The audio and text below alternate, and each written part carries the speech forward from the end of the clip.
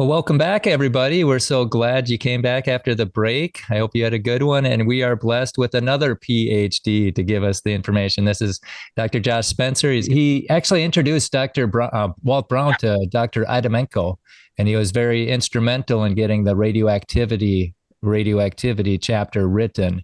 So he's really sharp. He's taken time from his camping trip to give this to us. So let's give our undivided attention to Dr. Josh Spencer. A little bit about me and about the ministry that my wife and I kind of have in this whole creation science movement. So, been a Christian since about year 2000. Was a former evolutionist. You'll notice that there's about a 4-year overlap between accepting Christ and kind of dealing with that issue. But I did get my PhD from the University of Illinois, majored in nuclear engineering for both my master's and my PhD. My minor was computational science and engineering. Prior to that, I was a physics and math double major at Monmouth and also at Flat Valley Community College where I got my start.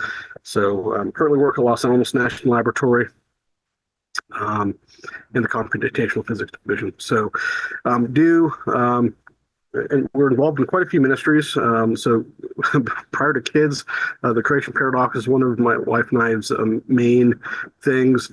These days, I do a whole lot more work with the Trail Life organization and American Heritage Girls, but also active in the Gideons and the Koinonia Institute. And this is my family and my kids this summer up at Mount Rainier. We do homeschool, got a 8-year-old son and 5-year-old twins. So the senior or better half of the creation paradox, my wife, she's actually taking the kids for a walk as we speak right now. She is got her doctorate of veterinary medicine, also BA in chemistry and biology. So when we do our weekend seminars, she usually covers the life sciences part of the house in creation, and I deal with flood geology, age of the earth, issues of that nature, a lot of radioactivity type of things. So my beginnings in correction science, and I want to have a huge shout out and thank you to Walt Brown, because I really considered him a mentor and a friend for a long time. So I was actually introduced to Walt. My wife and I were gifted when we were in the University of Illinois a set of the Kent Hovind DVDs, and being a hotshot graduate student, kind of was not entirely impressed with a lot of the people that were speaking in that time frame. A little bit biased towards there was an awful lot of PhDs in education. That was not that impressive to me. But then Ken Hovind had introduced this guy Walt Brown, who had a resume that is kind of okay. Wow, and this guy I got to pay attention to him. So I ended up cold calling Walt back in the spring of 2007. Really trying to get some answers, because again, I was a Christian at this point, but this whole idea of God, being involved in creation was something that was kind of a new thought.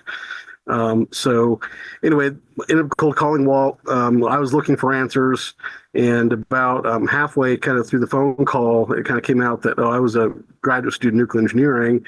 And then suddenly Walt turned the tables on me. Then suddenly I was the one having to answer a lot of questions, because Walt was just starting to think about this idea of the flood being linked to radioactivity on Earth. And so we that kind of started a dialogue that's lasted for quite a while now, over a decade, about radioactivity, nuclear engineering, nuclear physics, and those things. So a lot of the kind of the groundwork of stuff I got to help out with those things. So it turns out that summer I got my first internship out in Los Alamos National Laboratory, which is fortunately only about an 8-hour drive from Phoenix, where Walt lived. And I took a long weekend and drove down to meet Walt and Peggy. Had a fabulous weekend, and then that really pushed a lot of that relationship forward.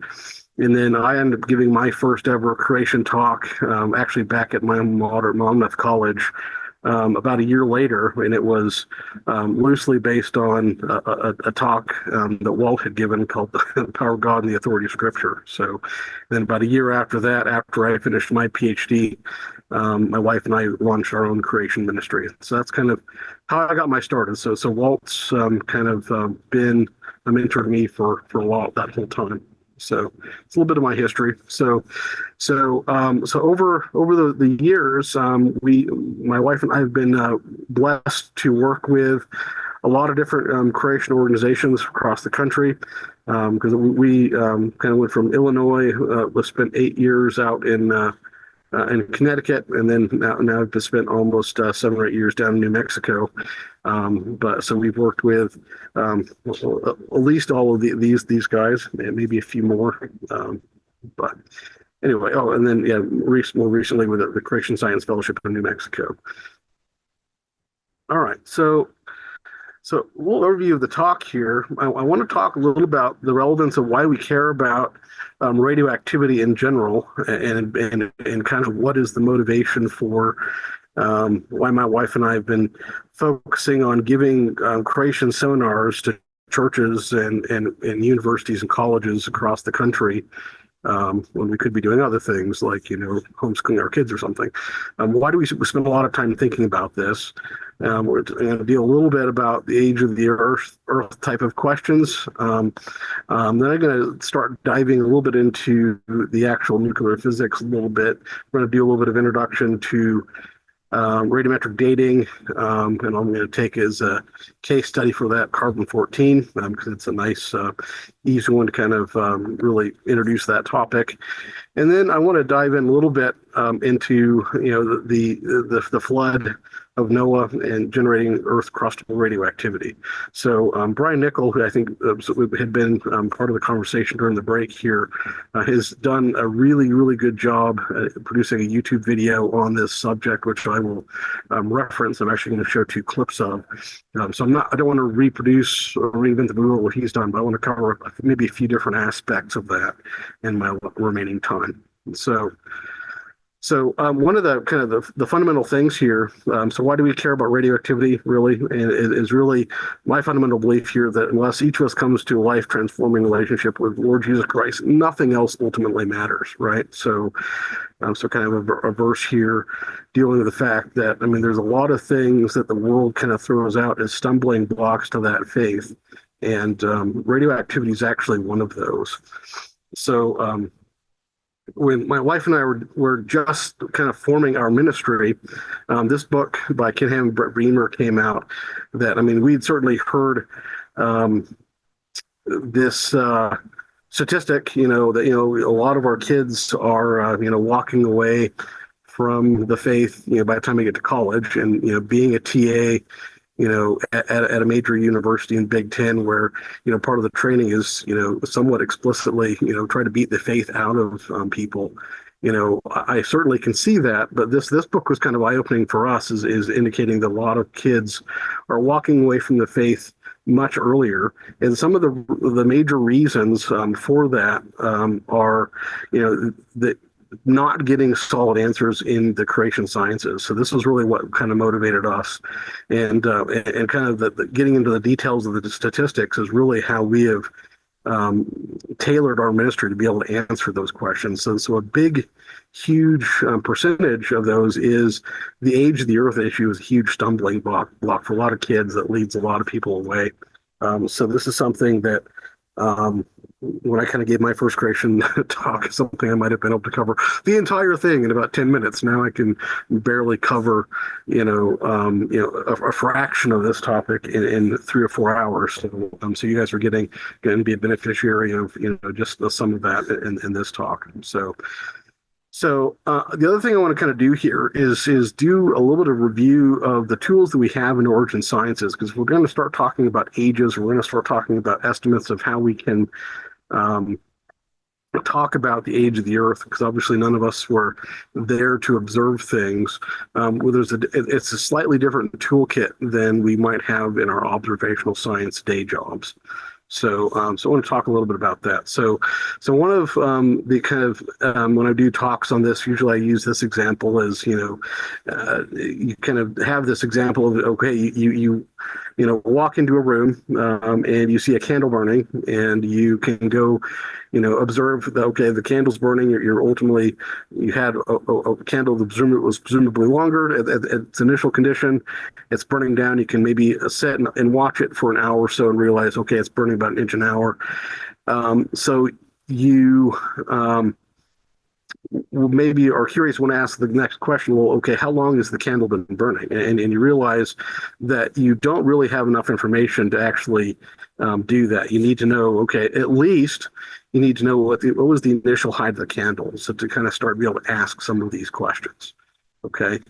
So, and it turns out this is indicative of a lot of the same basic types of things you need for any sort of age estimate meter, right? So you need to know, you have to have some knowledge of the initial conditions, right? I mean, how long was the candle when it first was lit, for example? You need some form of stable clock by which to measure time. So for example, like how fast does the candle burn, right? You're asking those kinds of questions. Does it burn at a constant rate, or does that rate change over time? And all those kinds of things are things we need to know. We need to also understand any possibility of any sort of confounding factors that could alter our perception of the run rate of that clock. Again, that clock could be something as simple as, again, observing how fast does the candle burn, right? So you could have questions like, okay, did somebody blow out the candle over the course of that time period and then just relight it right before our observation that was burning in the room, right? There's all kinds of things that could be confounding factors. And those things, if you're doing kind of honest science, you need to be honest enough to kind of deal with those kinds of questions, right? And that's something that often show up as kind of hidden assumptions when people are doing, the estimators, you can't sort of seem to open up, Google News or anything like that and not hear somebody saying, "Oh, a million years ago this thing happened," right? Okay, well let's look into that. How do you arrive at those things? And usually, there's a bunch of assumptions that are leading to those kind of numbers that are not explicitly talked about, but that are that can lead to very wrong answers by orders of magnitude. Okay. So, and beware of the fallacy of the averages. So again, hat tip to Brian Nickel. This is my crude level of doing animation. Nowhere near in the same league as what Brian's been able to do. But the idea here is, okay, if you have a guy here and only the average depth of the water, right? You could say, okay, well, maybe I'm taller than that average depth. I can make it safely to the other side. Okay. Well, the problem is without averages, you are, by definition, the same thing as taking an integral. You're losing information as you're taking that integral, right? So you could also have something with very shallow edges in a deep spot, and you could have a guy that is in a little bit of trouble, right? So there's kind of a danger in uniformitarian thinking. So there's a little bit of a danger with just assuming the average represent kind of everything that's going on. So there's danger there. So that's something also to be aware of, kind of like those confounding figures we're talking about. All right. So another kind of thing I like to do is get people to kind of think about limiting factors. So you can imagine you have a nice sailing ship and runs into a storm. We don't know when it happened, but it sunk, unfortunately. And maybe somebody likes to go do some deep sea diving, and they happen to find and get lucky and find a wreck that hadn't been pillaged before, and you find a nice chest of coins, right? Okay. So one of the things you can find on a lot of coins is the date of when they were coined, right? So the idea, if you're going to make an estimate of, okay, when did that ship sink, you would look for, the youngest coin in the box is a limiting factor of, okay, the ship probably did not sink before that, right? You could say, okay, as a potential confounding thing, somebody could have dropped a chest of coins right over where that shipwreck just happened to be, and happened to land right into the captain's stateroom or something like that on the sunken ship. I mean, if you were going to go break it down, but then there's a question of, how likely is that? Is there evidence of it kind of falling through the ceiling or any of these things? So you need to ask all of those questions. But in general, that would be a limiting factor that would give you your best estimate of when did the ship sink. Okay. So if we're going to other kinds of tools, and Walt summarized these nicely in his book also, is kind of some of the big things here. The law is not non-contradiction. So two contradictory statements in the same context cannot both be true. It's kind of a basic logical tool in our toolbox. Occam's razor is another one. All things being equal, the simplest explanation tends to be the right one. Okay, so stated another way, the better theory tends to be built on the minimum number of assumptions. And then the last one here is ascending scope. I mean, so if you have a large theory that maybe pushes beyond what we can immediately observe, then the building blocks of that theory should be built on things that we can, right? So you shouldn't have to make up new physics to kind of prop up your theory, and that sometimes can happen. Now we are, hopefully all Christians on here, right? So, I mean, God can intervene; He can do miracles, but a lot of things that we see, if we're going to kind of build some sort of theory based on what we can observe. That's one of the nice things that we have as Christians, the fact that we have a God that's the author not of confusion, but of order, right? So, and this universe is generally better obeying His laws and His order than sometimes we are. So that's the basic tools. And then the other thing to kind of be aware of here is be aware of, your worldview and your presuppositions that you kind of bring to a topic. These can impact your interpretation of Scripture, right? And we really want to kind of take the Bible as kind of a reliable source, and you want to basically look at the world through the lens of the Bible, not the other way around. So that's just kind of another kind of warning out there. So we want to be on the side of exegesis, not on the side of eisegesis. And the other kind of thing that we need to be aware of is, in my experience, and certainly I'm not the first person to kind of quote this. I mean, certainly Chuck Missler quotes this a lot, or did. The biggest barrier to gaining knowledge or understanding is the presumption that you already have it, right? So one of the dangers and kind of one of the uphill climbs a lot of us have in the creation community is, a large fraction of our society has gone to the public schools and have kind of heard the evolutionary argument from the time they were watching Saturday morning cartoons all the way up through college and university. So in order to kind of accept an alternative view, people are having to kind of face it are faced with a major paradigm shift in their thinking to kind of get away from the idea. Well, of course, everybody believes the Earth is 4.5 billion years old. We've heard that from Bill Nye since we were little kids. So they kind of have this idea. They already know what the answer is, and that a lot of times is the barrier that we're asking people to climb over if they're going to kind of come to the creation side. That can be an uncomfortable process, but it's something that ultimately, if we're going to be doing true science and coming to the right answer, again, we kind of have to strip away those things and say, okay, where's the data actually pointing?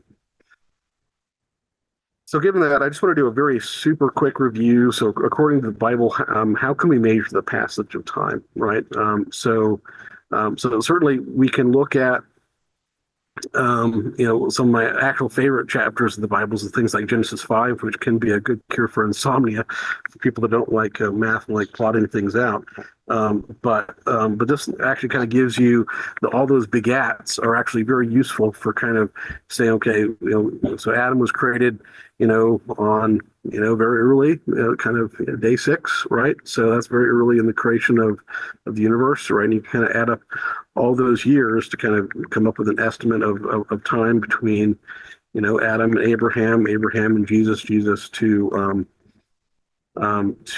today, right? To kind of come up with the back of the envelope estimate of the age of the earth, right? Another great section of the Bible, Luke 3, kind of has a genealogy that goes all the way from Adam the Son of God, all the way up to Jesus, right? And you'll notice that there are 55 generations from Abraham to Jesus. There's only 77 generations all the way from Adam to Jesus, not 77 million, just 77, right? So, so you can kind of, there's no hard definition of what a generation is, but you kind of figure 20 to 40 years. That gives you a date range in the kind of 1100 to 2200 year estimate of basically the time from Abraham to Jesus. So you can make a nice little timeline like so. And so that way, if you can kind of do a quick back of the envelope calculation like this. So we have, in the beginning, God created to Abraham, it's about 2,000 years, 2,000 years from, again, Abraham to Christ, and about 2,000 years, given the fact that it's year 2023 right now. So that's kind of the back of the envelope method, right? Up another kind of key verse here in terms of establishing a stable clock in order to actually, mark out time is we could actually do what God recommended. So we have Genesis 1:14. It says, "Let there be lights in the dome of the sky to separate the day from the night, and let them be for signs and for seasons and for days and for years." So that's actually, kind of the motion of the Earth, Moon, planet system is a great way to demark the passage of time. So it turns out we all pretty much take that for granted. We kind of have our days defined by the rotation of the Earth. A month is generally defined by the rotation of the moon around the Earth, and the year is kind of defined by the Earth around the sun. So we are very used to marking out time in that way. And of course, we have the definition of the week, right smack in the middle of the Ten Commandments. For in 6 days the Lord made the heaven and the earth and the sea and all that is in them, and rest on the seventh day. Wherefore the Lord blessed the Sabbath day and hallowed it, right? So right in the middle of that Ten Commandments is we kind of get the definition of a week that we all use and, again, more or less take for granted. So the other kind of thing that kind of this we're used to is this idea of a calendar, right? We typically use the Gregorian calendar in the United States, but there are certainly other calendars. So the Hebrew calendar, for example, is by tradition goes back to creation. Well, today is September 22nd, 2023. That happens to map to the 7th of Tishri, 5784, which is, I would argue, pretty close to that 6,000 year estimate. So that's a good kind of number. But let's take another kind of witness here. These are kind of, I think, some of the pictures I think might have got from Walt here. But the Chinese calendar apparently, by tradition, may go back to Noah, right? So I believe it is the year 4719, I believe, in the Chinese calendar this year. Well, if it does go back to Noah, then we can go back to Genesis 5. Noah was born in the year 1047, so 1047 plus that gives us 5766, which is, within 17 years off of the Hebrew calendar, which is, again, that's a little better than the back of the envelope estimate that I had done. But that's just a couple of these things that kind of stack up to kind of give evidence, as a lot of things seem to be converging on that kind of time frame. So I'm going to leave that there. Let's start getting into the radioactivity work here. So again, we're going to talk about this in kind of two major kind of pieces. We're going to talk about carbon-14, just kind of get us used to it, the idea of isotopes and radioactivity in general and how that's done. In fact, carbon-14 is a limiting factor. If you find carbon-14 in things like dinosaur bones or coal, that's evidence that it's not millions of years old. And people have, and from what I can tell in literature, have stopped looking for carbon-14 because it keeps on showing up in annoying places, like in dinosaurs that are supposed to have been dead for 65 million years, right? That's annoying. But lo and behold, it's there when we look for it. And then we'll deal with, again, I don't want to I do want to send everybody out to Brian's talk on Origin Earth radioactivity. I do not want to do kind of a rehashing of that. I'm going to show a couple of clips from this, but definitely I want to send people to that. I think Brian did a fabulous job, but I do want to kind of expand a few things and give a little bit of historical background on how some of this theory was developed. And talk a little bit about, when some of these things would have actually happen during the hydroplate theory scenario. So, but anyway, but if you're looking for Brian's talk on this or his video on YouTube, just search for Origin of Earth's Radioactivity, and it'll pull that right up. So anyway, so definitely want to send people there. So, but okay, so if we're talking about carbon-14, so this is a non-hydroplate theory, or at least non-direct hydroplate theory, another area where radioactivity does come into the planet. So certainly carbon-14 is produced this way. There are other isotopes as well, but carbon-14 has sort of been the poster child for radiometric dating for several decades now, so we'll talk about this one. So the idea here of what happens is cosmic radiation comes in a variety of forms, a lot of times actually with iron atoms coming in at very high energies into the upper atmosphere of the Earth. And that smacks into atoms of in our upper atmosphere, and there's a spallation action that happens where basically neutrons are produced. So we can measure those neutrons. If you actually had a rim ball as a typical neutron survey instrument, you had it at sea level, you would get average background of one or two neutrons per cubic centimeter per second or so. So these things are being done all the time. So occasionally what will happen is you'll have one of those neutrons that is generated in that spallation reaction go smack into a nitrogen-14. So our air is mostly nitrogen, and that nitrogen-14 will absorb a neutron, and there'll be kind of a quick decay that'll happen.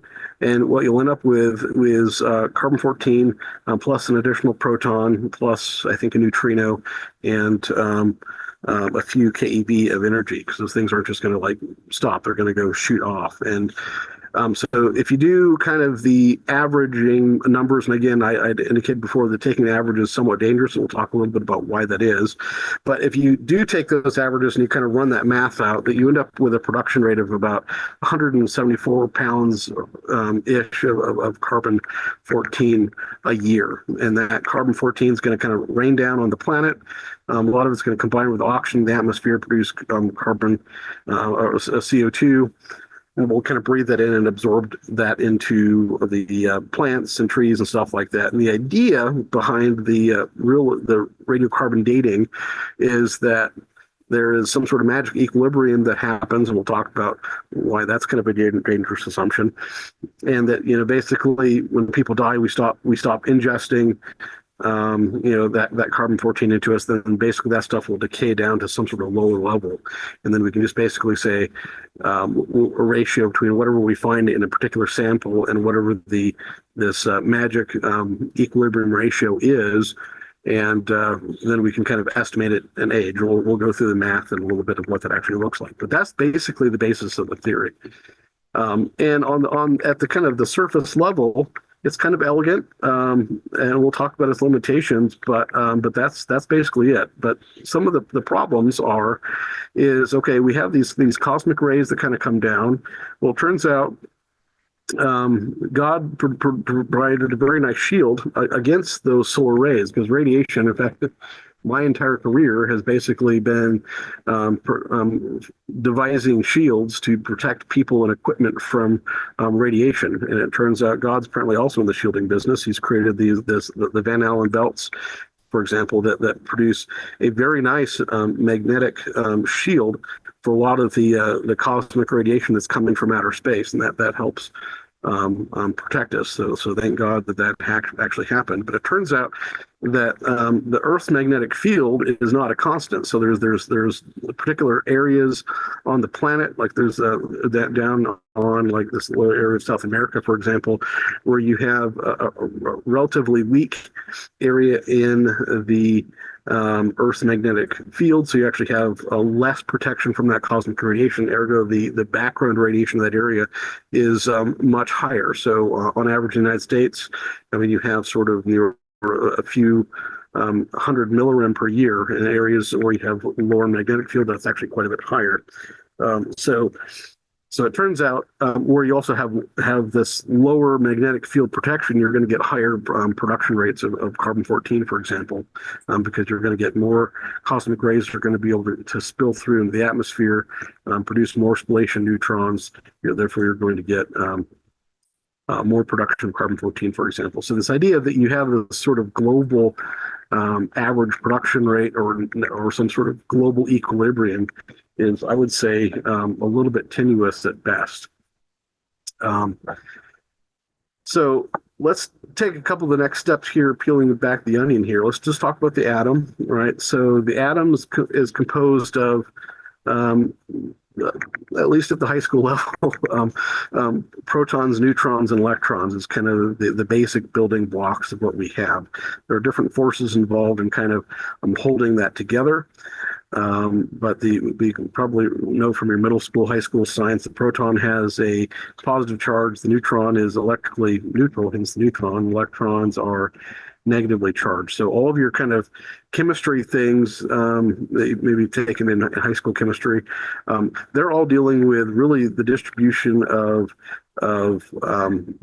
electrons by and large, and that's allows a lot of your bonding to happen. A lot of the things we talk about in nuclear engineering, nuclear physics are basically things dealing with the very center of our atoms, and that's a lot higher energies involved, and that is ultimately why we do things like nuclear power plants, is because you get very, very high energy density in them, so you can have enough power to run a city out of a comparatively much smaller facility and a much smaller amount of fuel. So carbon, so if we ask questions like, for example, what is carbon, right? So by definition, carbon has atomic number 6, right? So that means that you have 6 protons, and typically the atoms are electrically neutral, so you'll have typically 6 electrons also. And then the atomic mass of that is 14, which means that so carbon-14 in this case would mean you have an additional neutron, right? So the proton and the neutron weigh almost the same. So just for the purposes of, again, nice integer units here, if you have the 6 protons and 7 or 8 neutrons, you'll get up to atomic weight of 14. So when we're talking about carbon-14 here, that's what that actually is. The electrons weigh a negligible amount by comparison. So in nature, you will find a whole variety of different what we refer to as isotopes. So all of them are carbon because they have 6 protons, but sometimes they'll have atomic weight of 9, so maybe only have 3 neutrons, all the way up to 16, so maybe have 10 neutrons, are the ones you'll find in nature. So the vast majority of carbons is carbon-12, so you'll have 6 and 6, right? So with that, that's certainly what we have in the case of carbon-14. But really, if we take our periodic table that you probably interacted with in high school, right? There's a nice little animation here. So pretty much every element we have here has a large number of these isotopes that, as you kind of expand this out, we have, it turns out, many thousands of different isotopes. And as people in nuclear engineering and physics, that is what we refer to as the chart of the nuclides, and that is effectively the kinds of things that we worry about. And really, it comes down to nuclear engineering is really about neutron population control, right? And so it turns out how neutrons interact and photons interact with those different isotopes are very different. So we have to worry about all those different isotopes because they have their own properties that we need to deal with to make power reactors and accelerators and all of that kind of stuff.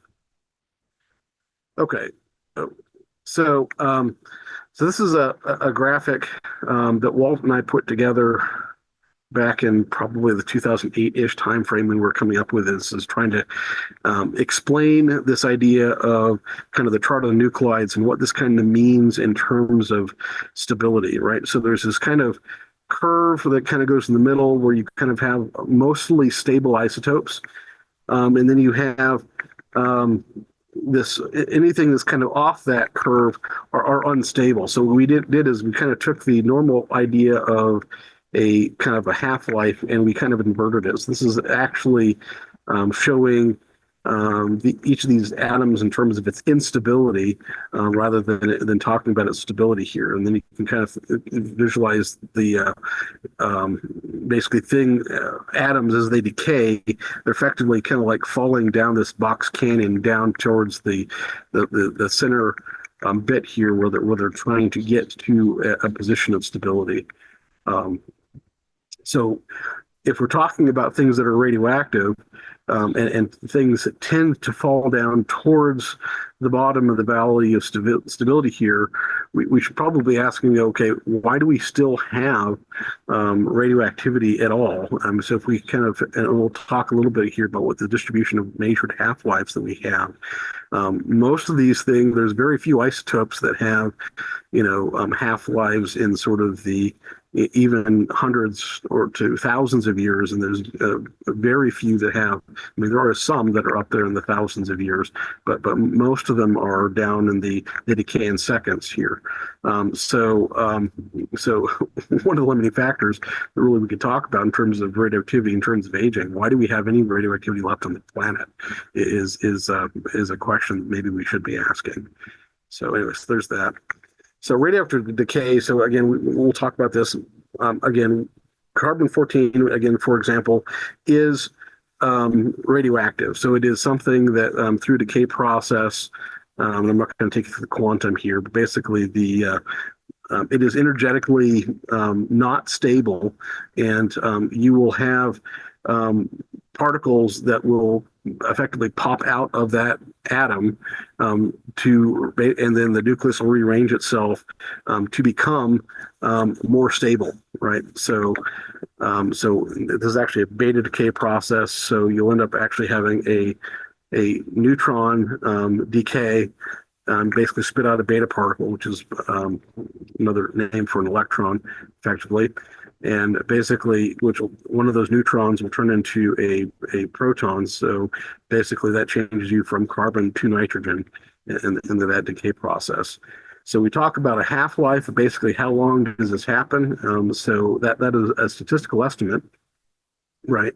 But the half-life of carbon-14 is 5,730 years plus or minus about 40 years. Okay, so that means that if you had kind of at time zero a sample of 100% carbon-14, that means in 57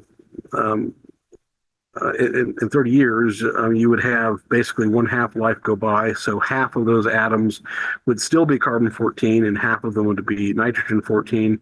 And if we waited, 11,460 years, again, plus or minus, I guess, 80 in that case, if you include the error bars, you'll have about a quarter of the sample that still be carbon-14, right? So this is kind of a relatively short-lived radioisotope. So that the point is, and again, this is where I was talking about earlier. This is if you kind of have something you're estimating to be over sort of 60,000 years, you shouldn't find any carbon-14 into it, and that's why again it is annoying that we find carbon-14 in coal deposits. We find it in dinosaur bones. We find it in diamonds and all these things, which are estimated to be much older under the old Earth paradigm. But in reality, they are. If you find this, that's evidence that they're actually not that old. So how does this actually work? And again, there's kind of this thing. If you kind of add an equation into a talk about it, you're going to lose 90% of your audience. I'm going to try to make it as simple as I can here. But basically, it comes down to if you're going to basically write an equation for what is the population of some sort of radioactive isotope over time. Basically, that's going to be your N sub T. So you need to know what is the initial conditions, how much did you have initially, and then it basically comes down to an exponential decay losses. Minus here means it's a decaying exponential. This k is your decay constant, and by definition, that's the natural logarithm of 2 over the half-life, and this t is your time. Typically, that's done in units of seconds. So if you take the k times the t, that's unitless. So this transcendental function works out like so. So if you solve for t, you basically just divide out the n naught and basically take the natural logarithm, and basically this is your formula for your time, right? So this ratio of whatever the measured quantity of that thing over the quantity of that radioactive isotope at a given time relative to your initial conditions, divided by your decay constant here, is going to be, in the idea if it's decaying, this number should be less than this number. So this natural logarithm is going to have a negative, and it's going to cancel out this one. So that's basically the radioactive decay. They would call it a law or call it a theory at best. But basically, you have really 4 key assumptions in anything. So, I mean, we're talking about carbon-14 dating. You're talking about potassium argon, any of these sort of ones that will give you supposedly millions of years aging estimates. They all basically use the same form of the same equation, right? And you need to satisfy these 4 assumptions. They generally don't talk about this, but this is the assumptions, right? Is this the starting amount of the daughter element is known, if there's any, right? And that's again, that's a hard thing to know. I would say impossible. You have to assume that all the daughter element is due to radioactive decay. Is kind of another assumption that's kind of built into this kind of equation. So if you had some sort of other way of producing an isotope, and there are literally thousands of different reaction channels to produce pretty much anything that's on the chart of the nuclides. So that's a bold statement. The sample was always in some sort of closed environment, right? So things that you can't use radiometric dating for example, would be things like fossils, where you don't even have the original living thing, say, to be able to say, okay, what was the carbon-14 content? Because generally with a fossil, you've had some sort of either total or partial mineral replacement. So you have effectively a casting of some shape that used to exist, namely a bone or something, but you don't actually have maybe the original sample to begin with. So for things like fossils, this isn't going to work. And also, you have to assume this is kind of something that is becoming more of an interesting topic here, is that the decay rate has always been constant, right? And this is important. Again, remember I kind of indicated here a number of slides back that for things like for days and for years and for signs and for seasons, God's recommendation as a stable clock there is in fact the motion of the planets and the moon and so on. But we're finding some of the work that Barry Sutterfield has done recently has kind of pointed out that, the run rate of atomic clocks doesn't seem to be synchronized with what we actually have in our orbital clocks. And that is kind of another kind of assumption that we have here is again that those run rates are the same. So you're defining a second, for example, in the same way. So that's another thing to kind of be aware of. Okay. So anyway, so just summarizing this here. So if we detect carbon-14, for example, that's good evidence that whatever the sample is not millions of years old. Because if you find anything that, quote, should be over 60,000 years, there should be no detectable carbon-14 into it. So, but unfortunately, we do find coal that has carbon-14. We do find dinosaur bones. So like fossilized wood that's estimated by other dating estimates to be over around 20 million years old, still containing carbon-14, which is should be an enormous red flag. Okay. All right. So we talked about, I think, all of those things. So other things that kind of, so the other things to kind of be aware of, right? The Genesis flood certainly, under the hydroplate model, had a huge impact, I believe, on the environment, for everything down to the what happened in the atmosphere. When you're kind of moving things around in that magnitude, my guess is that's going to have some impacts on probably Earth's magnetic field strength. A lot of these things. If you have anything that's going to go change any of those factors, those are going to falsify a lot of the environmental factors that we talked about. I mean, anything that was on the surface, you're mixing a lot of chemicals around where again, that's why we have fossilization of things in that time period. And that will falsify a lot of those old age assumptions. So the global flood is something that cannot be discounted in any of these aging mechanisms. Catastrophes happen.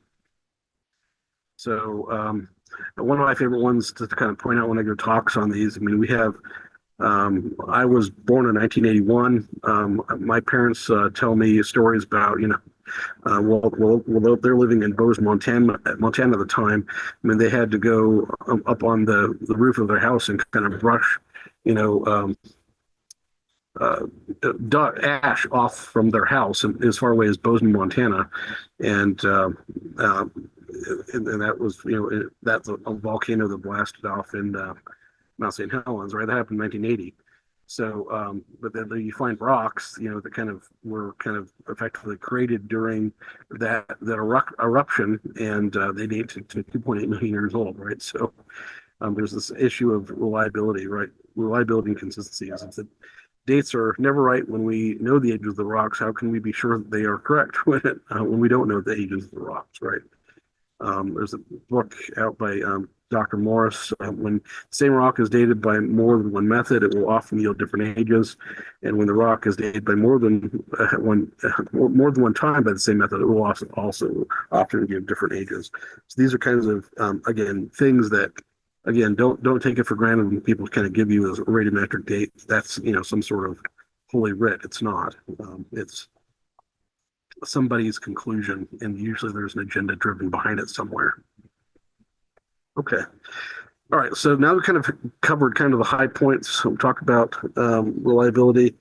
We talked about other basic things about radioactivity and so on. Let's talk about the hydroplate theory. It is assumed that. So I'm going to play a clip here from Brian's video that kind of gives the standard model description of radioactivity. So we'll go ahead and play this here, and hopefully the sound comes through. It is assumed that our solar system, including the Earth and all the radioactive elements found on Earth, gravitationally accreted from the debris of this explosion. Heat generated by the many impacts of this accretion supposedly resulted in a molten Earth for approximately 200 million years. After 200 million years, the accretion ceased, so the liquid Earth cooled and heat was radiated into space, forming a crust. The radioactive parent elements trapped in and on the Earth then decayed into daughter elements we find today.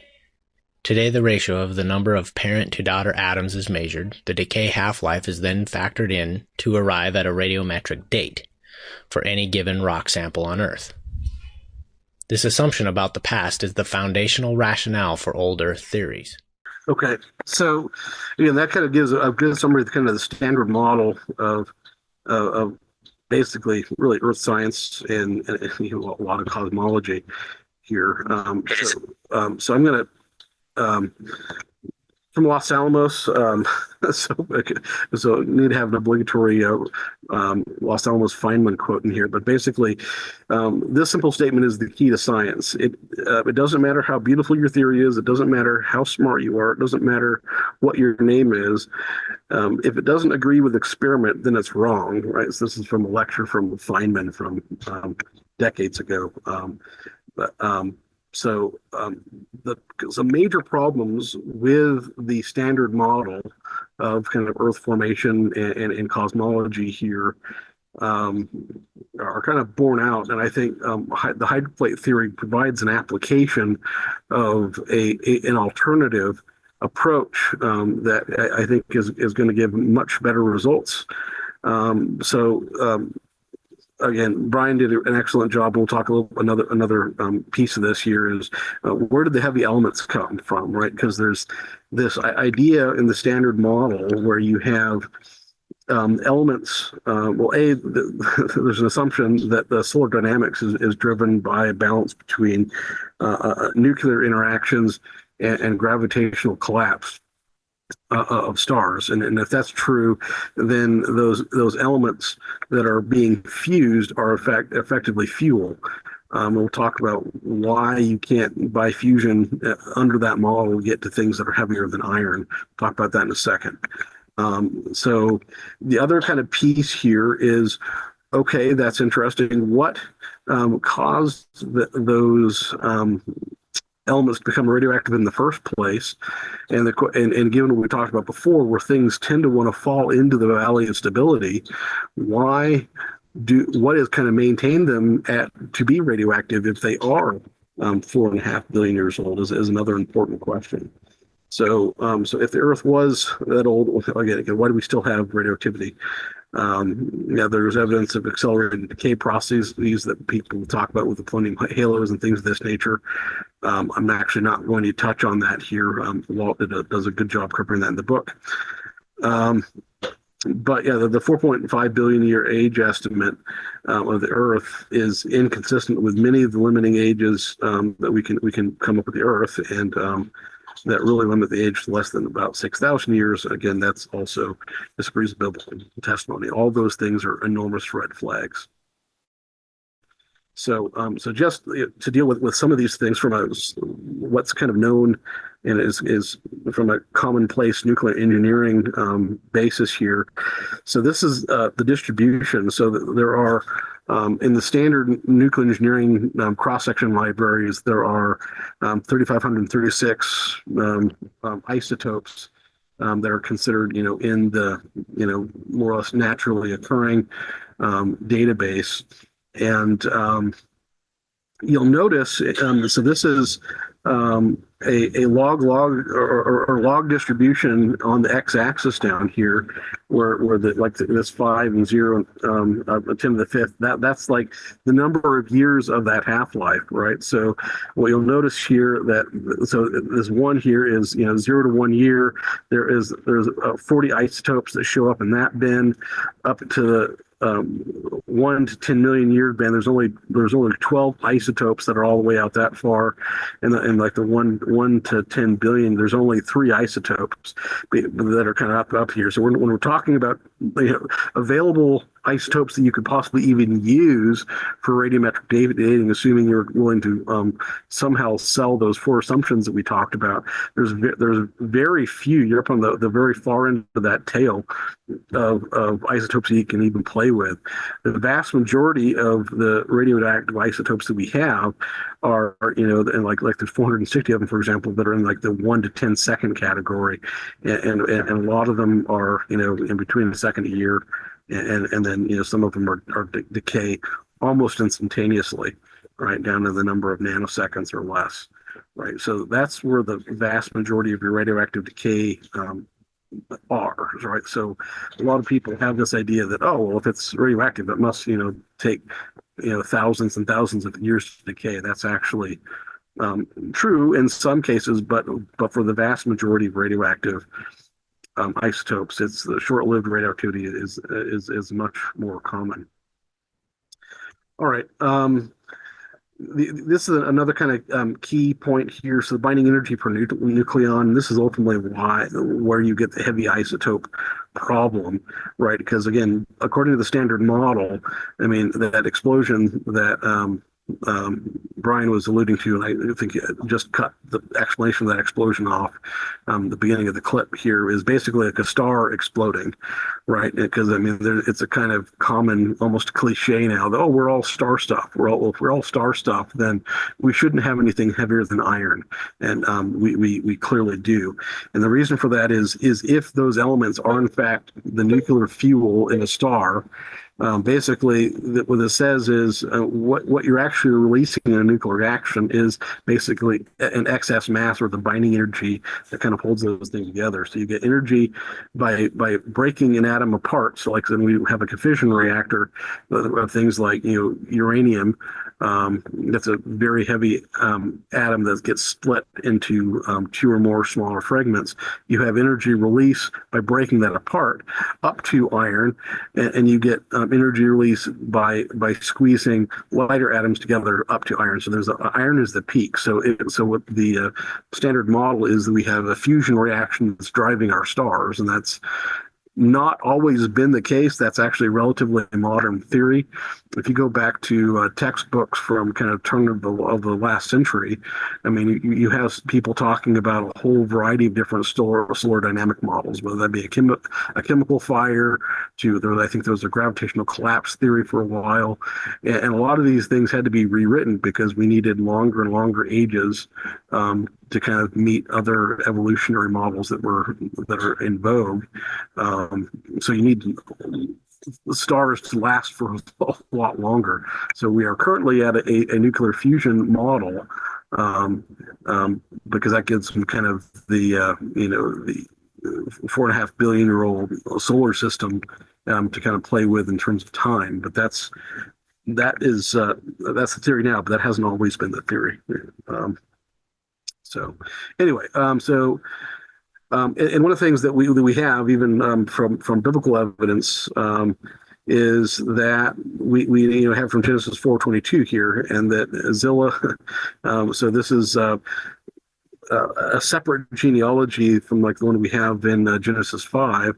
Unfortunately, it doesn't have the begats, so we can't tell you what the exact time frame when Tubal-Cain was around. But we do know he was eighth generation from Adam, and we certainly had apparently plentiful iron. Okay, so if we were just star stuff, okay, well, we would maybe expect iron to be available for Tubal-Cain to be a instructor of every craftsman of, but we also have bronze. So bronze is an alloy of copper and zinc. So copper shouldn't exist if we were star stuff, right? So that's Z number 29, and zinc is Z50. So that's quite a ways up the periodic table from iron. So again, so clearly these things existed prior to the floods. We're not saying that, even though I think there was probably a lot of very heavy isotopes and atoms produced during the flood in the crust. Clearly something had happened in the creation where these things were produced even before the flood. So that's kind of an important point also to bring out, is we're not. So we certainly we're pointing out a mechanism of where you can get past iron, but this isn't necessarily this is the only time in the history of the universe where this kind of happened. So the key building blocks to the origin of radioactivity chapter. Obviously, this is kind of Walt's theory, and I had a role to play in this, and so did several others. But obviously, we take as an entry thing that the hydroplate scenario happened, and then there's some other key observations that Walt already had even before we kind of had our beginning conversation in 2007, right? So some of the things he had noted is that there a lot of times when there's some sort of seismic activity, earthquake or whatnot, a lot of times there's a lot of lightning activity that kind of seems to happen at about the same time. And he was kind of got the idea that maybe the earthquake may be causing a buildup of electrical potential that could lead to some sort of electrical storm due to that. So that was kind of an observation, kind of number one. And number two, kind of the reason that kind of he had for that is kind of wrapped up in kind of the fact that I have in the bottom and the kind of observation that granite is 27% by weight quartz, and quartz is a piezoelectric material, and we'll talk about what that means in a second. And then the piece that I ended up bringing to the table a couple of years later is that fusion and nucleosynthesis is possible in Z-pinch electrical discharges. And we'll talk more about that in a second. But Walt had already known in 2007 that basically something else that's observable is if you kind of do an isotopic survey of the air kind of before and after an electrical storm, that there's a shift where typically you'll have short-lived radioactivity that is developed due to the lightning causing fusion in the air. So that was also another clue that there may be a link here that if you think about an earthquake of what actually happened during certainly the rupture phase of the flood, and I'm going to generalize that a bit in a second. To other major compression events during and immediately after the flood that could lead to enormous electrical activity, a lot of electrical discharges in the crust of the Earth that are going to lead to neutron imbalance and can contribute to the radioactivity that we see today. So those are kind of the building blocks. So the first one we'll talk about here is the piezoelectric effect. Probably everybody here probably has some sort of gas grill or has used like a little maybe electrical lighter on a gas stove or something like that. And what happens in that is you have typically a little silicon wafer or something like that basically when you push the little red igniter button or something like that gets compressed, and that leads to a voltage that is developed in a very short time span that is sufficient to break down a little spark in the air, and that lights your gas grill. So that's a very well-known effect that happens. Quartz is by no means the only piezoelectric material. There's several dozen of those that are known, but quartz is a very common one that we find in granite, which makes up the majority of our Earth's crust. Okay, so this is a picture right out of the radioactivity chapter here. Is some of the stresses that happened during the flood.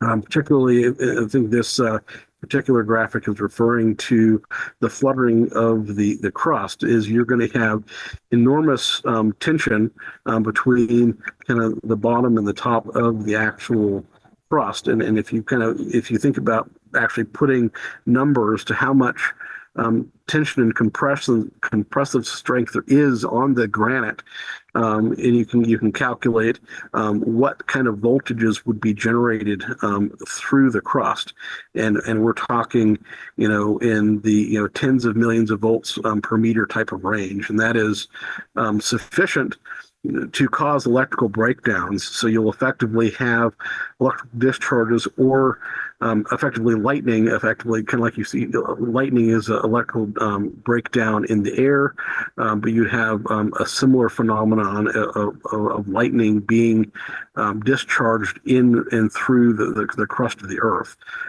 So that's going to provide an enormous electrical current and currents to be going through anytime you're having the fluttering, certainly, and we're going to talk about other places where this likely happened throughout the flood scenario. So that's kind of the major point. Dynamics proton. So I want to give a little bit of a history of this. So one of the bigger contributions I consider that I've made to this whole theory is bringing in the proton 21 connection. So Dr. Adamenko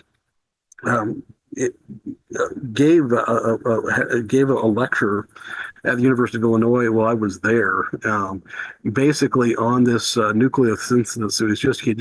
He just published his book, controlled nucleosynthesis, which is kind of hard to say, and to a whole room full of graduate student nuclear engineers, and was largely laughed out of the room because some of the things that he had found in his laboratory that we're going to talk about in this little clip here about being able to produce and then large, pretty much the whole periodic table. So you can start with something that's 9 nines purity copper, for example, and go do this electrical discharge experiment and produce the entire periodic table out of that experiment. It had been verified by several of the national laboratory equivalent laboratories throughout Europe. It was the basis of his book. But that is what was so far out of the norm of what we would typically think of. Again, the standard model, if you will, and kind of the nuclear engineering and nuclear physics, that it's kind of people just didn't know how to handle that. Again, I kind of go back to the quote that I read before. The biggest barrier to gaining new understanding is the presupposition that you already have it. By this point, I'd already been thinking about this problem with Waltz. So when I saw this talk, it kind of, I recognized immediately this was a big puzzle piece that we needed to incorporate into the theory. So I ended up getting a copy of Dr. Adaminko's book and then sent it to Walt. Another place where this is kind of coming into now is as I've also been working with Barry Sutterfield since about 2011, and this is another. I also gave him a copy of Dr. Adaminko's book, where I think there's applications to cosmology and creation of the Earth also by some of the mechanisms we're going to talk about here. So anyway, without any further prelude here, let me play this little bit of Brian's animation here, which again, I think he did a fabulous job. So I'll play this. The Ukraine's Electrodynamics Proton 21 laboratory has also been revealing the tremendous power of the electrical Z-pinch. While stars can only produce the first 26 or so elements, researchers are finding that a focused Z-pinch can produce the entire periodic table of elements and far beyond. Researchers at this laboratory using the Z-pinch can squeeze together a target of pure common nuclei like gold, silver, or lead into previously unknown super-heavy elements, many twice as heavy as uranium or lead. These super-heavy elements, because they are so large, are unstable and quickly decay back into the more stable 94 natural elements. The process involves passing a beam of electrons traveling near the speed of light into a target electrode of extremely pure metal to produce a focused Z-pinch, which implodes the target's nuclei into a tiny point. Because the point is so small, temperatures in the hot dot reach a staggering 630 million degrees Fahrenheit. The imploding nuclei within the hot dot merge into unstable super-heavy nuclei. The dot then explodes, producing a flash of light, gamma rays, X-rays, and many nuclei fragments of all sizes that repack into the more stable 94 or so, quote, naturally occurring elements, and isotopes, plus some super heavy elements that last for several months before decaying. Incidentally, the stable elements that are produced and are heavier than 60 nucleons end up absorbing the excess heat. Thus, the hydroplate theory solves the problem that has perplexed others. How could the Earth have withstood the heat released by so much accelerated decay? The answer is the heat was absorbed in fusing heavy elements such as uranium. This has been demonstrated in the Proton 21 laboratory. Dr. Adabenko calls it cold packing. So far, 22 different metals have been used for electrodes. All produce similar results. After subjection to the Z-pinch, a portion of the pure material is transformed into lesser amounts of all the naturally occurring elements. Why does this happen? Why do these super heavy elements decay and fragment into the 94 naturally occurring, relatively stable elements? So that's basically the building blocks of theory. So when would this have actually happened, right? So if we kind of go through the four or so phases of the hydroplate theory, right? So initially, you have the crust of the Earth in tension, right? So then the crack forms, and that's the initiation phase of the rupture phase of the flood. And when that happens, you're really going to have the first major shock wave that basically where you have the crust is going to basically go back and it's going to relax away from that rupture. And I would argue that that's really the first place where you're going to have a major compression event in the crust of the Earth, where that's going to be your first real opportunity to create the conditions to have electrical discharges in the crust of the Earth, where basically that crust is going to spring back a long ways, and that's going to send compressive shock waves throughout the crust as as the crust springs back away from the rupture fault. And I suspect that in that you're going to have massive electrical discharges. You're going to have solid state fusion going through the crust, which is going to lead to some of those fragments that are going to be coming off of those events, like Dr. Admantico was seeing in the laboratory. Is you're going to get neutrons released as part of those fusion reactions, which are going to be many and varied, and that's going to lead to some of the activation of the seawater that was erupting out from underneath the subterranean chambers.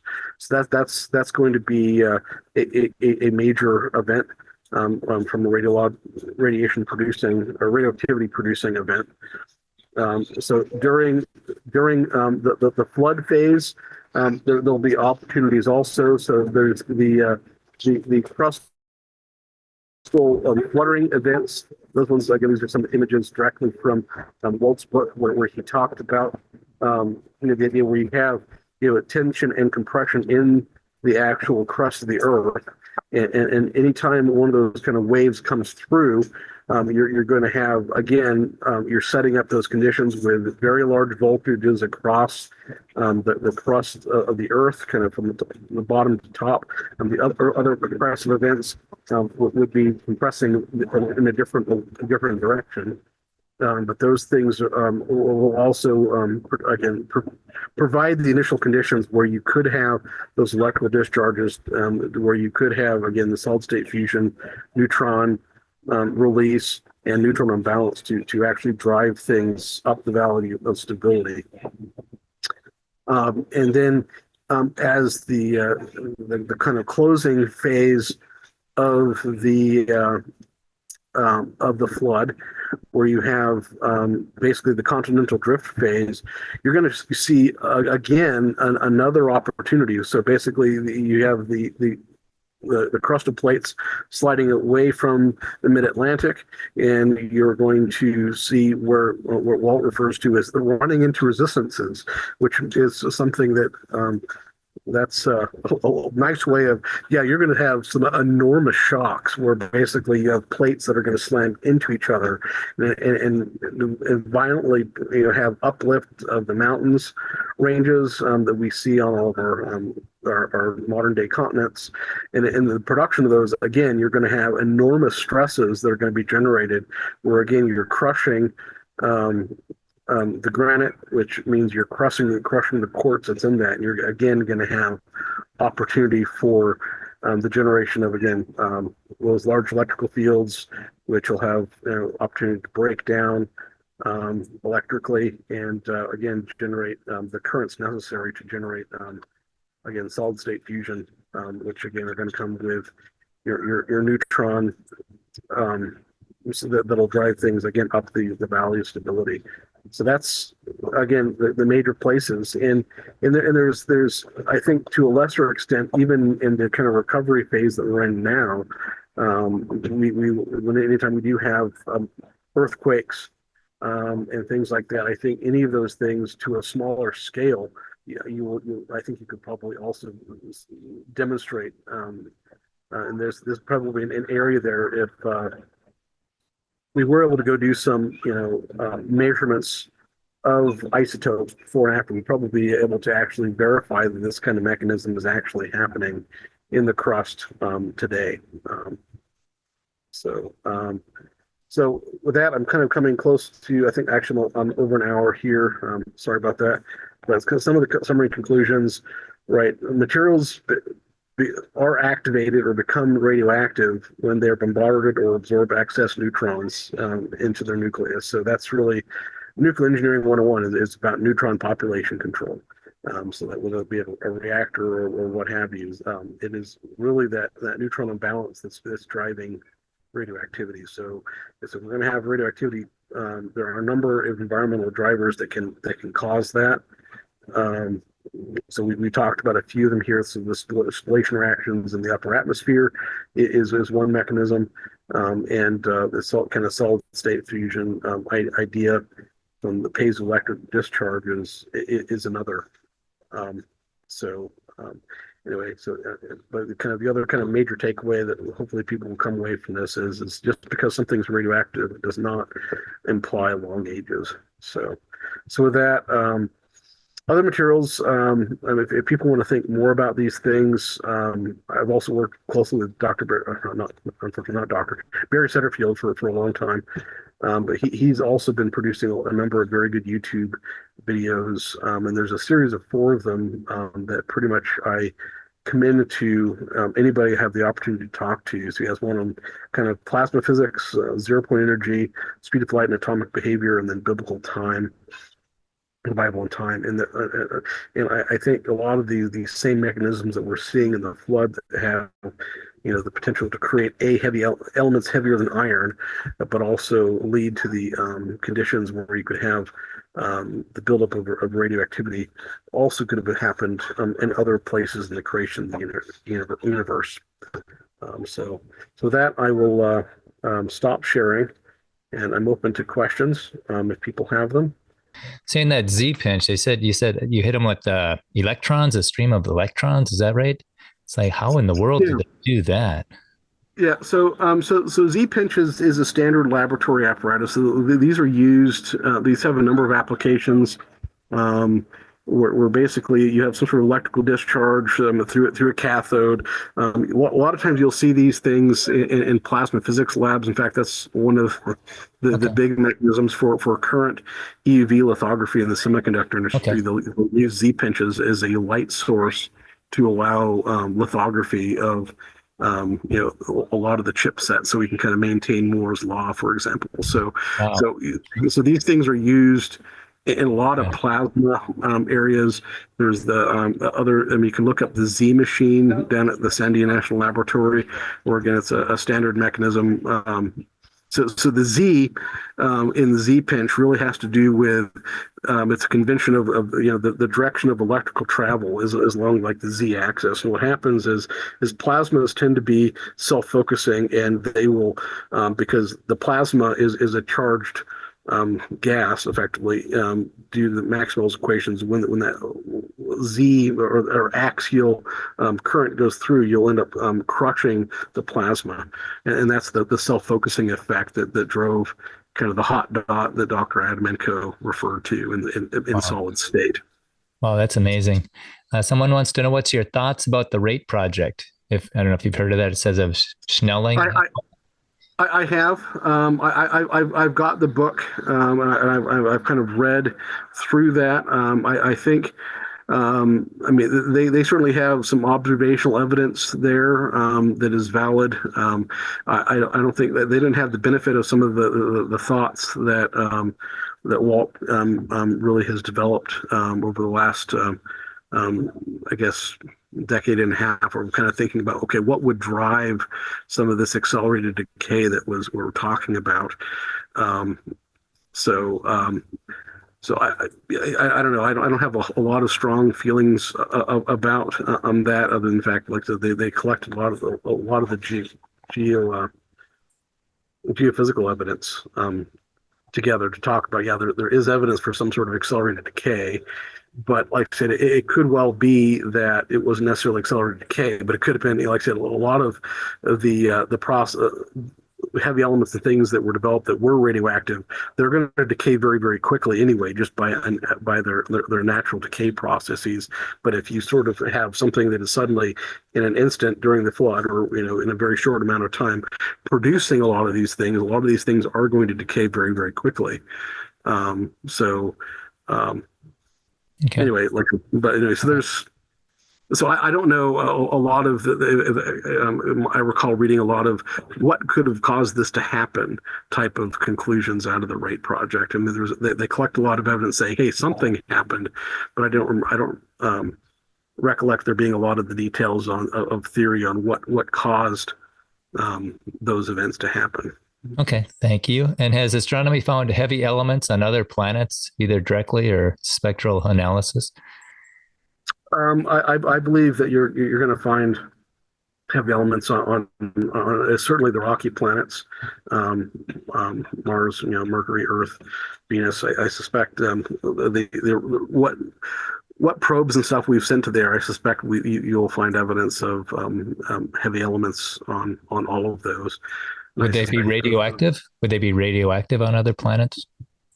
yes, in fact, this is something that you'll find in the literature and NASA shows and stuff like that. They'll talk about kind of surprising that you'll still have kind of warm cores to moons and things like that, which of course in their evolutionary worldview is very old. They would expect that they should all be cold, right? Because they also kind of take this idea that a lot of the heat should be derived from some sort of radioactive heating and decay process. I don't necessarily agree with that theory on maybe that's what's driving it, but I also don't necessarily agree with their really old ages either. So, but I mean, that's kind of idea where again the old age presupposition, I think a lot of times more often than not leads to complications for Yes. what there should be relatively straightforward answers to a lot Yes. of these things that are shocking, but they're shocking Yep. because they take as a given. Oh, of course it's Right. billions of years old. Why on earth Right. would it be this thing, right? Why Right. would you find 14 in a dinosaur? Exactly. Any of these sort of things, right? I mean, these age estimates actually force a lot of unfortunate machinations Oh, yeah.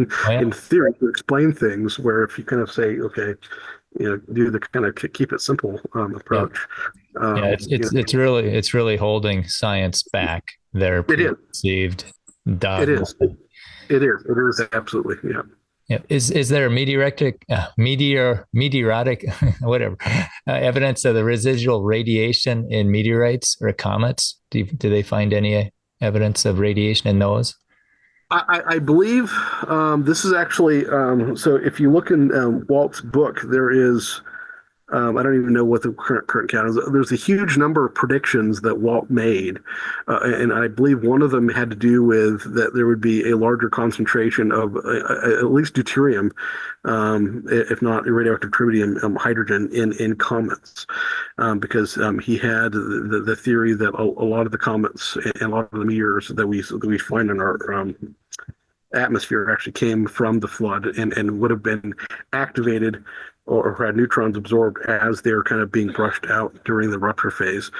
So I believe there was a relatively recent experiment that was done where we landed a lander on one of the comets and took samples and found out that pretty much Walt got it on the nose, and you Wow. do see higher Oh, concentrations of heavy hydrogen in comets than what we actually see in our Earth's oceans. And sure. so that was actually one of the I don't know what the count is now of how many predictions that Walt had made that actually when we actually did sent an orbiter up and did measurements actually were proved to Wow. be true. So Yeah. yes, there is evidence from comets. Comets, at least, I don't know as much about meteors Okay. that this happened. Okay. And then, okay, wouldn't this same effect have been present during the separation of the land from the seas, i.e., with the land was folding and forming the Mhm. pillars in the seas? And if so, was the radioactivity part of the very good creation? Is the question. Um, so yeah, so you certainly have. The radioactivity is decay process. So what I don't know if you can kind of talk about the goodness or badness of that of that is a feature of the created order. Um, I haven't thought too much about the those conditions being done in the separation of the waters. I don't know. It's really questions of how climactic of an event that was. I haven't thought too much about that particular aspect. But I would argue that possibly even the formation of the planet by, and actually really the ignition of the stars as we have them may well have been an electrically driven plasma process. Because I mean, even Sure. star formation is a major problem in cosmology under the standard model. Is a lot of the, accretion disk kind of talks, and this idea of you get gravitational collapse of things. Um, Mathematically kind of work those models out there's a lot of problematic physics there, but if you think about um, plasma as being one of the fundamental building blocks of nature as we have it, then a lot of then that gives you a lot of different tools to produce stars and galaxies. And again, I point you to a lot of, but Barry Setterfield's talked a lot about this. There's been a number of other physicists, actually even at Los Alamos, Dr. Anthony Pratt, that wrote a series of books actually on physics of the plasma universe, where they can produce in the laboratory pretty much all the different galaxy formations that we see in outer space Wow. as basically interacting plasma filaments, right? Wow. So, but again, a plasma filament is a discharge, phase of plasma, which again is very similar to the kinds of things that we were just talking about in Adam Inco's lab, happening in a gas state. But again, if your model is, plasmas and things like that, and it's not sort of, the baseline of, okay, is nuclear fuel needed to actually maintain a stable star, then there's a whole other physics that is suddenly available to go produce the heavy atoms, right? Okay. That, All that could right. happen. And So again, yeah. if, So if you want to think beyond the standard model, there's all kinds of other possible answers to problems. yeah, and I was thinking with the creation week as it's folding, maybe granite wasn't Mhm. hard back then. Maybe that was pliable and it didn't stretch the quartz. Just comes to Yeah, mind. yeah. But here's somebody who's interested in a graduate degree in geology or geophysics. What would you recommend as a research topic related to Earth's radioactivity? My background is electrical engineering, so I'm thinking earthquake lightning, but I'm open to Mhm. suggestions. Yeah. Great. We got a young person. Good Yeah, deal. that's great. Yeah, yeah. Praise the There's Lord. a number of things. We're getting into the details of the geology because I mean, at this point, um, I mean, I would say at this point in the theory that to where we've got it, I mean, this is something that is extraordinarily rarefied part time, kind of level of effort that I've been able to contribute to this. I mean, Walt's done a lot of work in kind of producing a chapter which is kind of said, okay, broad brush, this is, what this is a supposal. This is what could have happened, right? Is a corollary to the hydroplate theory. But there's a lot of details when you get into the actual geology to actually kind of build up a model of, okay, where would we predict, on Earth that you would find, excess radioactivity in the crust, for example, some of the next level detail models.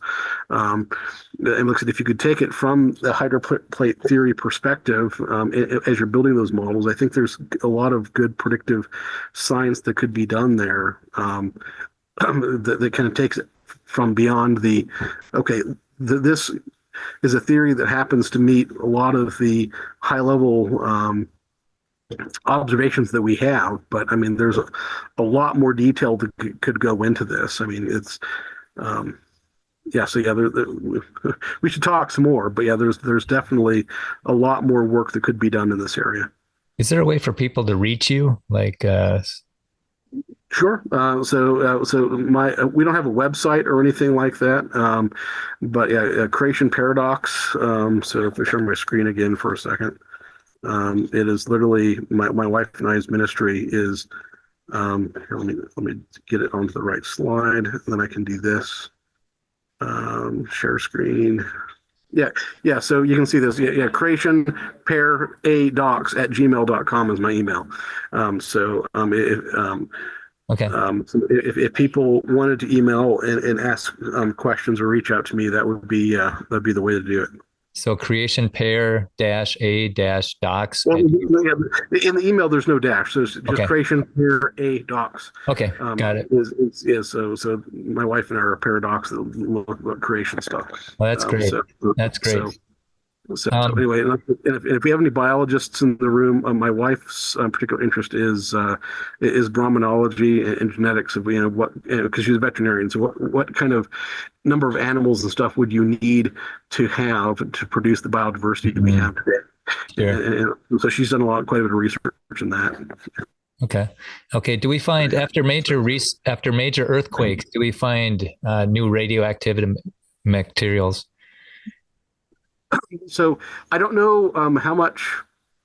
So this gets into the details of some of the things that can be done from geological surveys. Because I mean, one of the things that is somewhat hard to tell, because if you look at a lot of your chemistry, they're not going all the way down to the isotopic levels. So they're going to say, okay, well, we have, I mean, even if you go simpler than that, so if you go to like your ANSI standards for steel, for example, they're going to say, okay, this range protect amount of iron, this much cobalt, this much, carbon or whatnot to give your steels.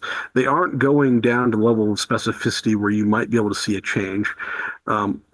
Except for unless there is some special reason you're looking at fallout or something like that, or something. It's very rare to go down all the way down to the level of detail where you're looking at an isotopic balance.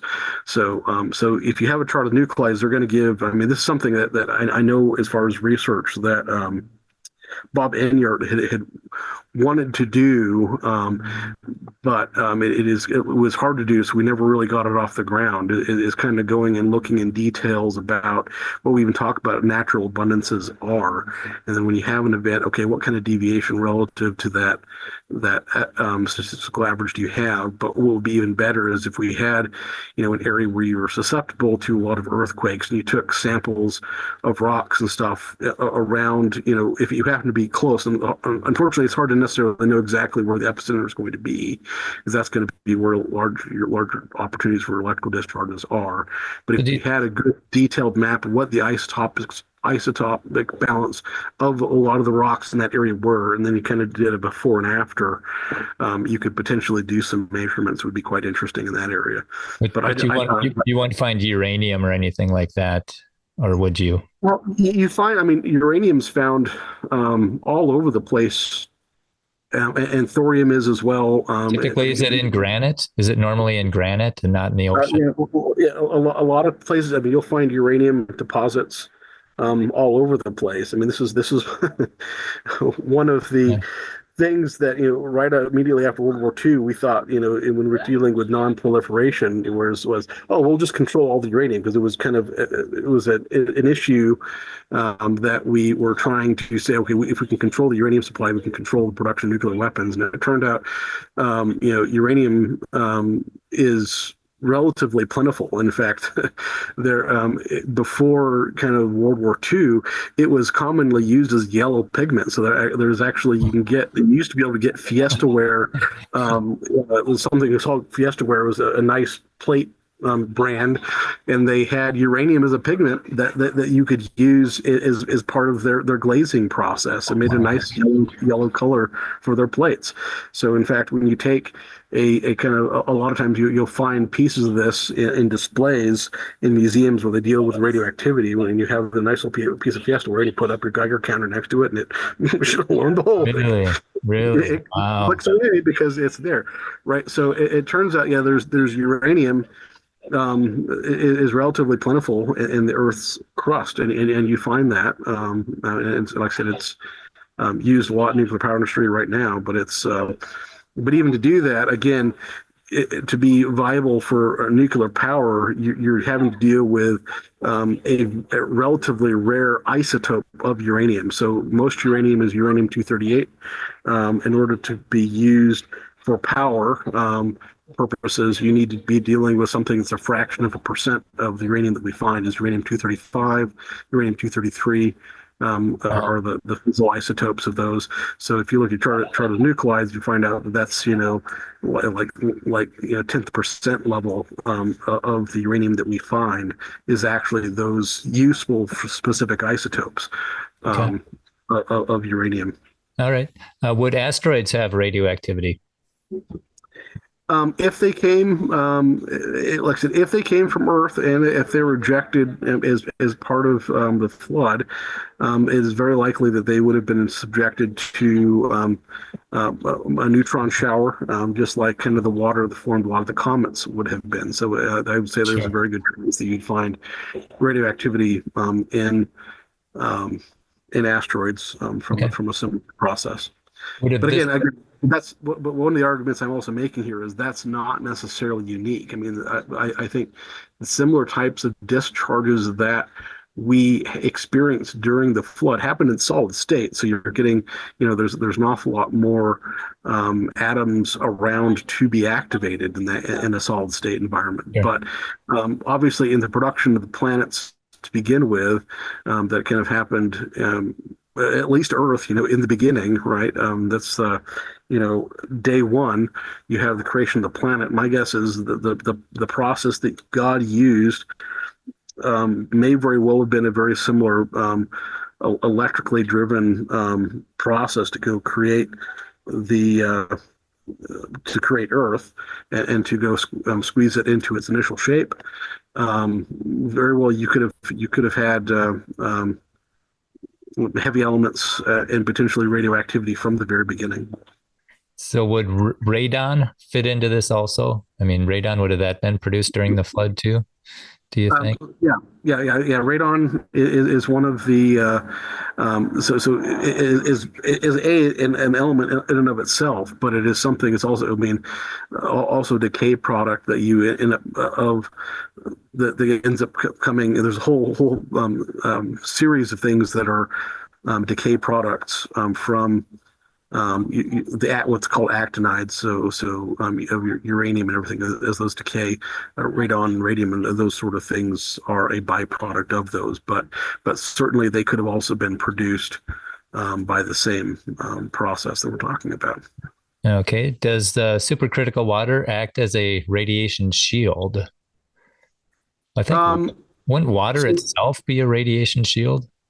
Yeah. So in terms of radiation shielding, so again, the important point for radioactivity in general is again neutron imbalance, right? So how you shield neutrons is with hydrogenous materials, right? So neutrons are electrically neutral, right? So, and they weigh almost identical to a proton. So hydrogen is a proton with an electron orbiting it, right? So the collisions that happen is so if you have a neutron born in fission, typically it has an average energy of about what's called an MeV, so a million electron volts.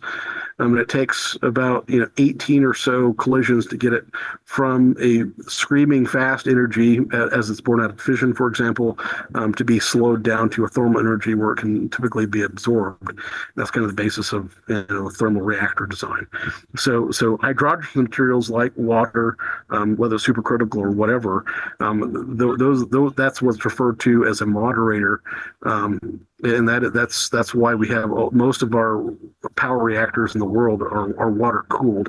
So that water is acting both as a coolant to extract heat from a reactor, but is also the medium to slow the neutrons down so they can be absorbed and cause additional fission. So yes, the water would have played a very key role in as a coolant to a certain degree because there was heat involved in some of the reactions that would have been going on during the flood nuclear. I mean, there's a lot of these things that are also going to be cold repacking because you are talking of fusion of potentially a lot of very heavy elements so some of these things are not going to be exothermic, but there's an awful lot of things that will be. So the water being there as a coolant to a certain degree would have been quite helpful and probably also contributed to some of the explosive force the rupture phase itself. So obviously having, miles of granite on top of the water is going to be a major source of pressure, but obviously the heat generated during some of these nuclear events could have contributed to that as well. Okay. And then this one talks about the environmental drivers that affect the rate of radioactive decay. They were wondering if you could give an example of what these other drivers might have been or have proven to be. So, so some of the things that are kind of interesting that was kind of borne out by Dr. Adaminko's work is the, if you kind of put physical pressure and stuff like that on atoms and stuff, you're not going to necessarily drive accelerated decay. But interestingly enough, bringing things to like a plasma state, where you're basically stripping off the electrons, seems to be able to be something that allows this fusion type of reaction to happen.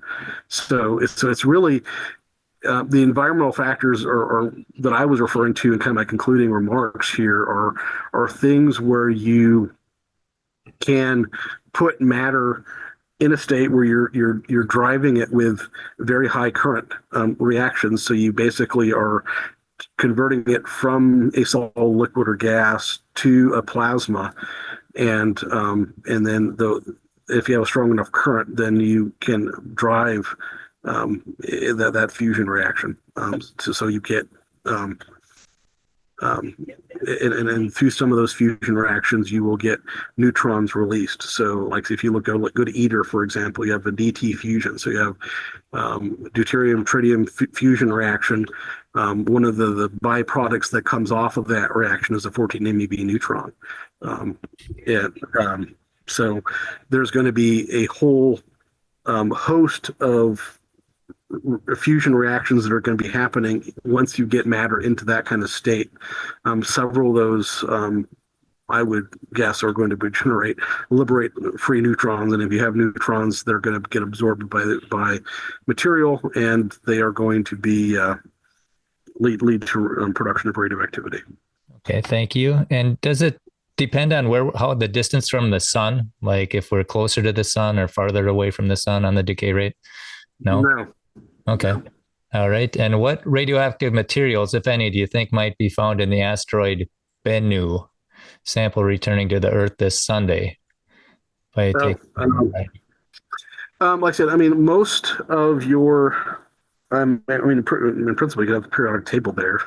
But most of your comments are, effectively, enormous slushies. So they're going to be things like, I think it was a lot of things that were, kind of a dirty snowball. So anything that you would find in the crust of the Earth is kind of that water is kind of escaping through the subterranean chambers and then being launched into space and then freezing. So I'd say it's going to be largely water. So I wouldn't be surprised if you find an excess amount of heavy hydrogen there, which not all of that's radioactive, but you're going to find.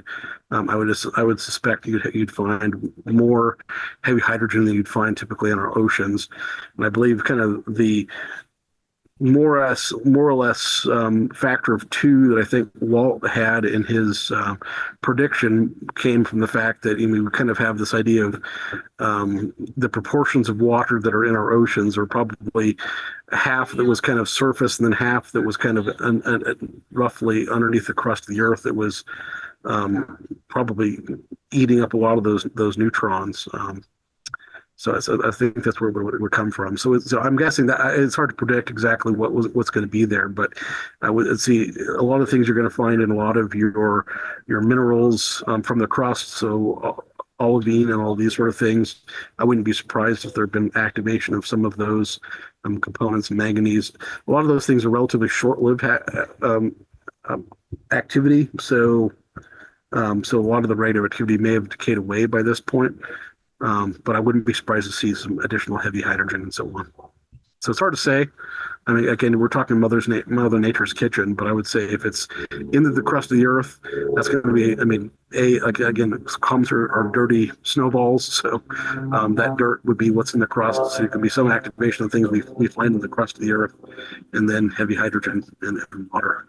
Okay.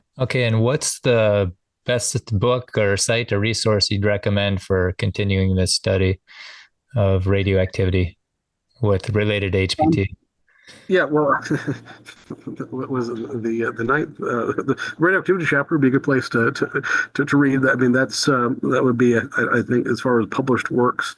I mean, I think there are two. I mean, certainly as a starting point, I always send people to Brian Nichols' Yes. because again, he did a brilliant job preparing for this talk. I'm like going, what can I actually bring to this that Brian didn't already covered his? So, yeah, he did a very good job. Was kind of I tried to maybe give a little bit of historical context of some of the early developments of that, but Brian did a great job, and like I said, in the radioactivity chapter, really that I think is the universe of documents that have been written on this at this point.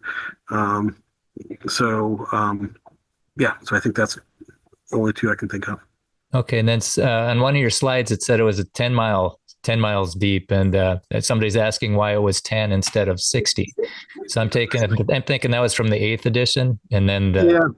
There's been various estimates over the years of how thick the crust was in its initial conditions. I think earlier there people were thinking it was 10, and I think later editions might have gone as much as 60. Right.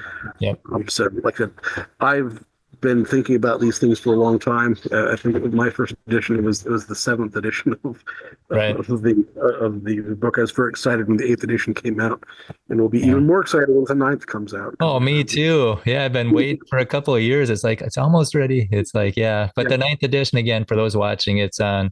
You can download it or get access to it at HPT or rsr.org/HPT and scroll down on the right side and just hit the 9th edition button. Yep. And I think that chapter would be an excellent resource. And again, Brian Nichol. I think that you've done a tremendous service for this as we push this science ball down the field. I think you've done a great work. Yep.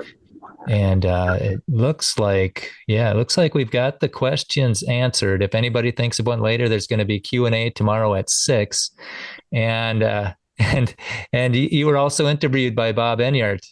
So if anybody wants to hear that interview, it was from 2016. It's on rsr.org and search Dr. Josh Spencer, and he answers the hydroplate objections. So I was listening to you as I was driving back from Denver. And so thank you for all your work that you've done. Yeah. Well, like I said, it was a great honor. I got to go and speak at Bob Enyart's church. I at least visited there at least twice. And in fact, I think I was very glad I got to meet him again just a few months, I think, before he had passed away. So I was, so I was very glad. I think we went out to dinner at Denny's or something like that. So we got to meet all the kids too. So fun. Fun. All right. Well, thank you very much, Dr. Spencer. You've been a tremendous blessing to this conference, and it looks like you're running out of sunlight there. We are. I've got my good old camping lights. There we go. Well, we'll let you enjoy your. Very good. Good. We'll let you enjoy the rest of the evening. So thank you very much. And everybody who's still here, tomorrow we're going to start at, 11:45 Eastern. Let me see. Yeah, that's right. 11:45 Eastern. We're going to show a video, and it might be. We'll try. Otherwise, we'll find something good there for you. I just got some other things up my sleeve if we need to, or up our sleeve. And we could either show the horror of the flood or that puzzle on the plateau. But anyway, we're starting at 11:45 tomorrow. And then at 1 o'clock, it's going to be the usefulness and problems of geophysical computer modeling by Fred Williams. And then at 2 o'clock, the problems with plate tectonics. I'm really looking forward to that one by Fred Williams. And then at 3 o'clock, the origin of comets. And if you can only see one, I think that's the one. that is the one that clearly shows that they have a bad perspective of the past and where ours is right. Twice that's happened now. So that's at 3:00 tomorrow. It's by Kevin Lee. And then at 4:00, it's a creationist explanation for the features of the moon with Doug McBurney. So I'm looking forward to that also. And then we get to have Walt Brown's son speak. Yeah, the Trans-Neptune Objects by Robert Brown. And he's a professor at the United States Air Force Academy. And so again, I encourage people to invite people. Share this, get people here as much as you want. Then we're going to do Q&A at 6:00 tomorrow, take a break at 7. And then Kevin Lee will talk about earthquakes at 8:00. So again, a star-studded lineup for tomorrow. And I hope, you might get done. You think, man, what, so-and-so should have heard this or so-and-so should have heard that. Well, tell them in the morning. I don't want anybody to have those regrets. For break, I went on a bike ride and I met a couple of neighbors and invited them and said, hey, if the thing to watch is 2:00 tomorrow, because I'm Central, listen to the Comet Talk and see the clear distinction between perspectives of the past and a clear distinction that who's right and who's wrong. And I think that's going to be an amazing talk. And with that, I think we've had a long day. We'll let you guys get back to your families and sleep well, and we'll see you in the morning.